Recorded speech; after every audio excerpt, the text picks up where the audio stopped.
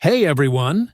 In today's video, I'll show you how to create a simple car controller in Unity using the built-in Cinemachine sample scene. By the end, you'll have a fully functional car with physics-based movement. Let's jump in. First, open Unity and create a new 3D project. Then, go to Window, Package Manager, and install Cinemachine if you haven't already. Now go to Samples and install 3D Samples and Input Samples. Sorry, I forgot to mention that this car controller is only available in Unity 6 Cinemachine. Now, take any car model and import in your Unity project.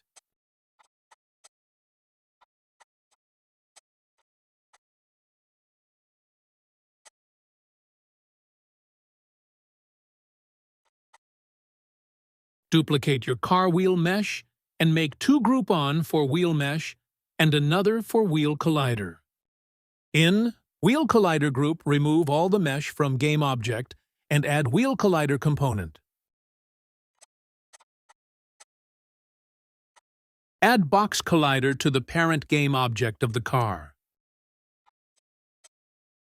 Add Rigid Body component. Now, edit the radius of Wheel Collider to match your car wheel and make sure it's in center to the mesh.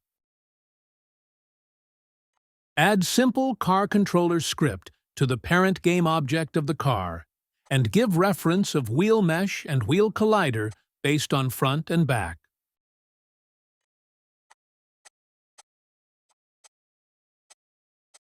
Now, increase mass of rigid body to 1000 and uncheck the auto center of the mass and give 0.5 value in Y. Add Cinemachine Input Axis Controller component and give it the value which I am giving. We have to add one last thing, Cinemachine Follow Camera, which will the follow car, set its position, and hit play to test the game.